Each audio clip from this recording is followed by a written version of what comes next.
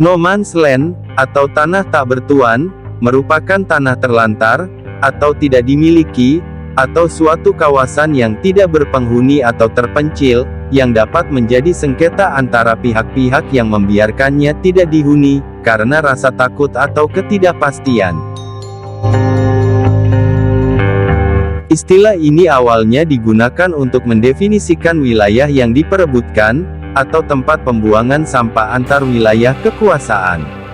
Di zaman modern, istilah ini umumnya dikaitkan dengan Perang Dunia Pertama, untuk menggambarkan wilayah daratan antara dua sistem parit musuh, yang tidak dikuasai oleh salah satu pihak.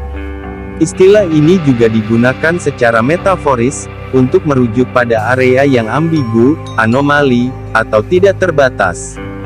Sehubungan dengan penerapan, situasi, atau yurisdiksi. Kadang-kadang digunakan untuk memberi nama tempat tertentu. Sifat peperangan parit yang terus berkembang memunculkan pola pertempuran baru. Daerah di antara garis parit merupakan lokasi utama, terutama pada malam hari, untuk pertempuran sengit antara pasukan garis depan lawan. Penggerebekan dilakukan oleh tim kecil, yang akan menghitamkan wajah mereka dengan gabus yang terbakar, sebelum melintasi kawat berduri dan puing-puing lain di tanah tak bertuan, untuk menyusup ke sistem parit musuh. Jarak antara garis depan kawan dan musuh bervariasi, namun umumnya beberapa ratus meter. Upaya apapun untuk menyerang parit pada siang hari tidak akan ada gunanya, karena akan segera terlihat penembak mesin dan penembak jitu. Musuh dapat melihat dengan jelas tanah tak bertuan dan dapat dengan mudah menembak siapapun, yang menunjukkan kepala mereka di atas tembok pembatas parit. Praktik standarnya adalah, merayap perlahan ke arah penjaga yang menjaga sektor kecil parit garis depan musuh, mencari cahaya rokok di kegelapan atau mendengarkan percakapan, lalu membunuh mereka sepelan mungkin. Setelah mengamankan parit, para penyerang akan menyelesaikan tujuan misi mereka secepat mungkin, idealnya dalam beberapa menit. Para penyerang sadar bahwa semakin lama mereka berada di parit, semakin besar kemungkinan datangnya bala bantuan musuh. Granat akan dilemparkan ke dalam ruang galian tempat pasukan musuh sedang tidur, sebelum para perampok meninggalkan garis musuh untuk kembali ke garis pertahanan mereka. Selalu ada risiko bahwa penyerang parit yang kembali, dapat tertembak dalam apa yang disebut insiden tembak-menembak.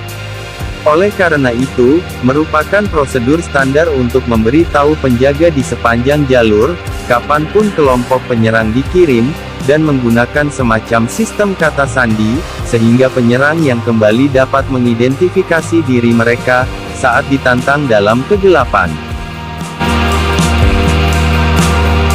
Penyerbuan parit memiliki banyak tujuan.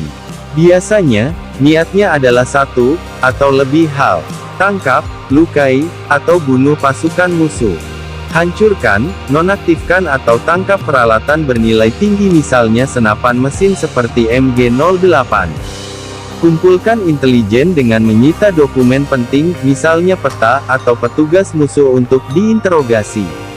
Pengintaian untuk serangan massal di masa depan pada siang hari. Jaga agar musuh tetap merasa terancam pada saat-saat gelap, sehingga mengurangi efisiensi dan moral mereka. Pertahankan agresivitas dan semangat juang pasukan dengan mengirimkannya pada misi tersebut. Penyerbuan parit sangat mirip dengan peperangan abad pertengahan, karena dilakukan secara tatap muka dengan persenjataan sederhana.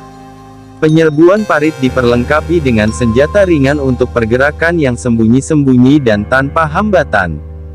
Biasanya, kelompok penyerbu dipersenjatai dengan tongkat penyerbu parit, buatan sendiri yang mematikan, parang, bayonet, peralatan menggali parit, pisau parit, palu, kapak, gagang beliung, dan knuckle duster. Pemilihan persenjataan dilakukan dengan sengaja, dengan niat para penyerang adalah untuk membunuh atau menangkap orang secara diam-diam, tanpa menarik perhatian pada aktivitas mereka. Tentu saja, hal ini tidak mungkin terjadi jika mereka rutin menggunakan senjata api saat penggerebekan. Para perampok parit juga dipersenjatai dengan senjata yang lebih modern seperti pistol, senapan, senapan mesin ringan, dan granat tangan, meskipun senjata-senjata ini hanya dimaksudkan untuk digunakan dalam keadaan darurat, yaitu jika musuh mengetahui aktivitas mereka dan membunyikan alarm.